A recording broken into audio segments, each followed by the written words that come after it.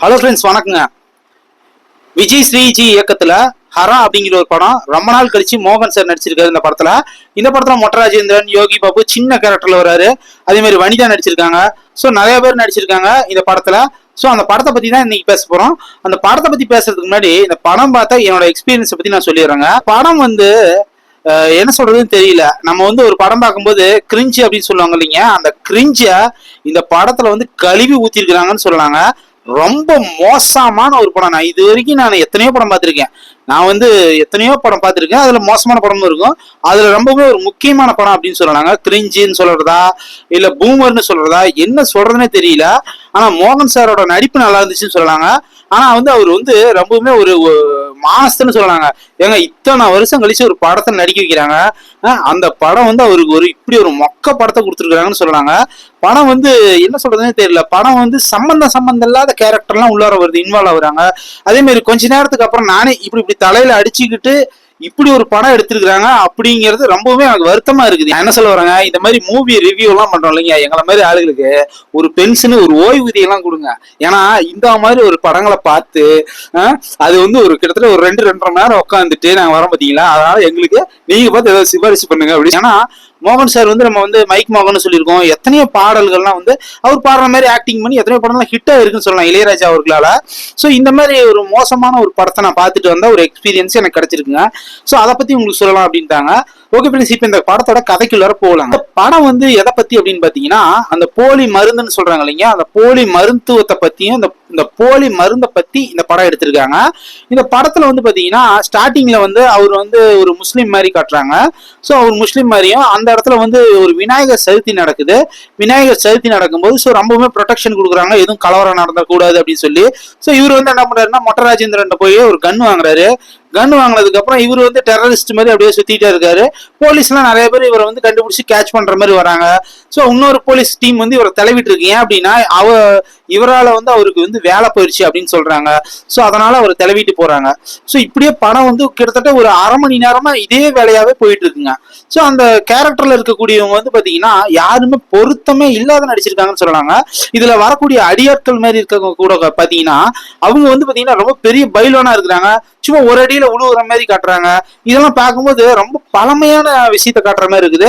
அதை விட இன்னொரு விஷயம் சொல்லணும்னா, நாடகம் கூட எவ்வளவு பரவாயில்லன்னு சொல்லலாங்க. அந்த நாடகத்தை நம்ம சீரியல்ஸ் பாக்குறோம், அந்த சீரியல்ஸ் கூட எவ்வளவு பரவாயில்லன்னு சொல்ற அளவுக்கு ரொம்ப படு மொக்கையா இருக்குன்னு சொல்லலாங்க ஒவ்வொரு சீனுக்கும். அதே மாதிரி என்னோட சீட்டுக்கு பின்னாடி இருக்கிற நானே இதை தாங்க முடியாத உட்காந்து பாத்துக்கிட்டு இருக்கேன். அவர் பின்னாடி இது கமெண்ட் வேற பண்ணிட்டு இருக்கிறாங்க. சம்பந்தமே இல்லாத இடத்துல சிரிப்பு வருது. அதுல ஒரே ஒருத்தர் மட்டும் சிரிச்சிட்டு இருக்காரு. ஸோ இவரு தான் உண்மையான கிரிஞ்சு அப்படின்னு நான் கண்டுபிடிச்சேங்க. ஸோ இந்த மாதிரி என்ன சொல்றதுன்னே தெரியாத ஒரு சுச்சுவேஷன் போயிட்டு இருக்குங்க. ஸோ இந்த படத்தோட கதைக்குள்ளவங்க இந்த படம் அவங்க மகளை அவங்க மகள் இறந்துடுறாங்க. ஸோ சூசைட் பண்ணி இறந்த மாதிரி காட்டுறாங்க.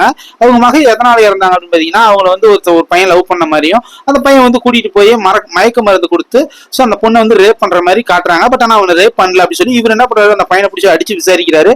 உடனே என்ன பண்றான், அவன் இல்லை அப்படின்னு சொல்லி இதாயிருது. அதனால என்ன ஆகுதுன்னு பாத்தீங்கன்னா, அங்க ஒரு ஸ்விம்மிங் கிளாஸ்க்கு இவங்க போறாங்க.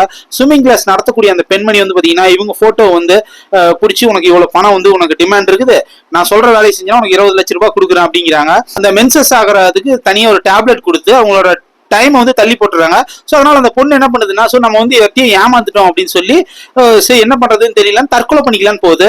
அந்த பொண்ணு மட்டும் இல்ல, கிட்டத்தட்ட நிறைய பெண்களை அடைச்சி வச்சிடறாங்க ஒரு இடத்துல.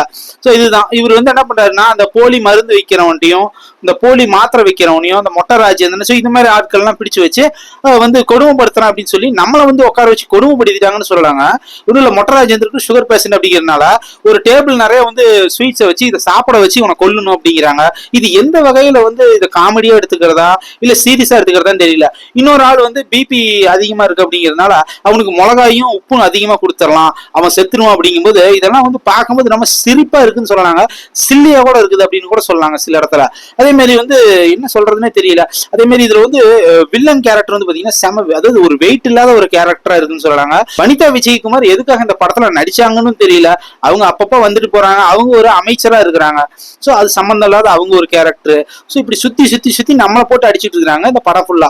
ஸோ இதுதான் இந்த படத்தை பாத்தீங்கன்னா படத்தை ஒரு நல்ல நோக்கத்துல கொண்டு போயிருக்கலாம். படம் வந்து பாத்தீங்கன்னா போலி மருத்துவத்துக்கு எதிராக கொண்டு போயிருக்காங்க. ஓகே, அதே மாதிரி இந்த பெண்களுக்கு வந்து இது மாதிரி இறக்கக்கூடிய ஒரு வன்புணர்வு இந்த மாதிரி ஒரு டாபிக் எடுத்திருக்காங்க. அதை ஒவ்வொன்றா அதை கொண்டு போயிருக்கணும் உருப்படியா. அதையும் கொண்டு போல, இதையும் கொண்டு போல. நல்ல மனுஷனா இருக்கக்கூடிய மோகன் சாரி இப்படி நடிக்க வச்சு அசிங்கப்படுத்தி இருக்கிறீங்க.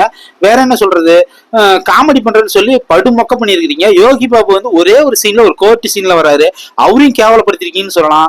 ஸோ மொட்டை ராஜேந்திரன் செய்யக்கூடிய காமெடி வந்து 1-2 காமெடி தான் நல்லா இருக்கும் ஒழிய மற்றபடி எதுவுமே உருப்படியா இல்லைன்னு சொல்லலாங்க. ஸோ சம்மந்தம் இல்லாத கேரக்டர், சம்மந்தம் இல்லாத சுச்சுவேஷனை கிரியேட் பண்ணிட்டாங்கன்னு சொல்லாங்க. ஸோ இந்த பணம் எடுத்த கண்டிப்பா வந்து இவருக்கு வந்து அடுத்த சான்ஸ் கிடைக்குமா இல்லையாங்கிறத டவுட் தான் இந்த டேரக்டருக்கு. ரொம்ப மோசமான ஒரு படமா இருக்குங்க. அது மட்டும் இல்லாத இந்த படத்துல வந்து பாத்தீங்கன்னா ப்ரொமோஷன்லாம் வந்து பாத்தீங்கன்னா நான் ட்ரைலரை பார்த்தேன். ட்ரைலரை பார்த்தபோது தான், ட்ரைலரை பார்த்துட்டு தான் அந்த படத்துக்கே போனோம் அப்படின்னு சொன்னாங்க.